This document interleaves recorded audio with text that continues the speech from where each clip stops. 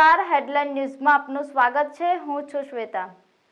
વડોદરા શહેરના અક્ષર ચોક પાસે ડમ્પર ચાલકે કારને ટક્કર મારી, ત્યારે આવા બનાવોને લઈ ટ્રાફિકના નિયમોનો ભંગ કરતા ડમ્પર ચાલકો પર કાયદેસરની કાર્યવાહી કેમ નહીં તેવા પ્રશ્નો ઊભા થયા છે।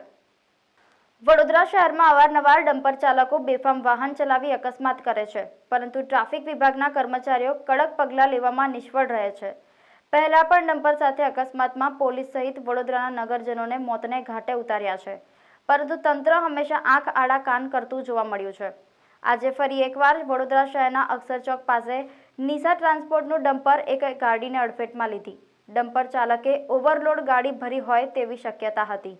વાહન ચાલક મહિલા પોલીસ મથકે ફરિયાદ અર્થે ગઈ હોય તેવી માહિતી પણ મળવા પામી હતી। સ્થળ પર ઉભેલા નાગરિકો સાથે વાતચીત કરતા જાણવા મળ્યું હતું કે ડમ્પર ચાલકે મહિલાને ધમકી પણ આપી હતી।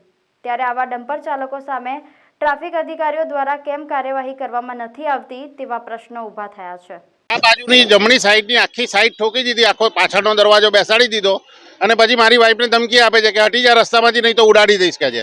આ આપણે અક્ષર ચોકમાં પાદરા રોડથી આવતા હતા અને મુજમોડા જવાનું હતું હમણાં 15-20 મિનિટ પહેલા।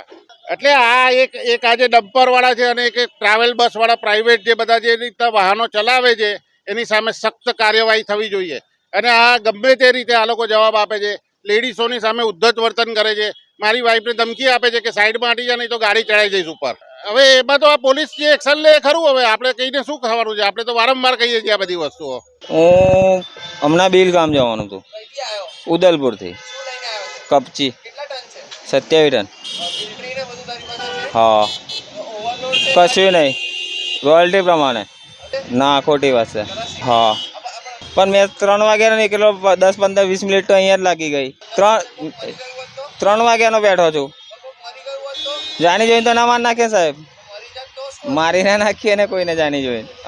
અમારી બી જવાબદારી ખરી ને। રાજેશભાઈ, તુલસીગામ। સમીરભાઈ નિશા ટેડક્સ। ટ્રાફિકના નિયમોને લઈને જ્યારે પણ અકસ્માત થતા હોય છે તેવામાં જ વડોદરા શહેરમાં ફરીથી એકવાર નાનકડો એક અકસ્માત થવા પામ્યો છે।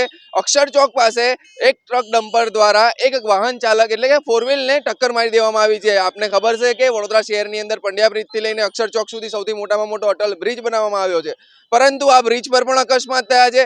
જ્યારે પંડ્યા બ્રિજ પાસે ઉતરવાની જગ્યા ઉપર છોકરીની જાન પણ ગઈ છે અકસ્માતની અંદર। આવા જ ડમ્પરો દ્વારા જે ગેરકાયદેસર જે નો એન્ટ્રીના સમયમાં પણ સિટીની અંદર ઘૂસીને અકસ્માત કરતા હોય છે તેવા ડમ્પર ઉપર હજી પણ ટ્રાફિકનું કોઈ નિયંત્રણ નથી। ટ્રાફિકના અધિકારીઓ દ્વારા કોઈ પણ જાતની કામગીરી કેમ નથી કરવામાં આવતી? વડોદરા ટ્રાફિકની કામગીરી ઉપર ઉઠી રહ્યા છે સૌથી મોટામાં મોટા સવાલો। શું આ ટ્રાફિક દ્વારા થતા એક્સિડન્ટો અટકશે કે કેમ? સૌથી મોટામાં મોટો સવાલ। કેમેરામેન દક્ષેશ સોલંકી સાથે સપન ઉપાધ્યાય, હેડલાઇન ન્યૂઝ, વડોદરા।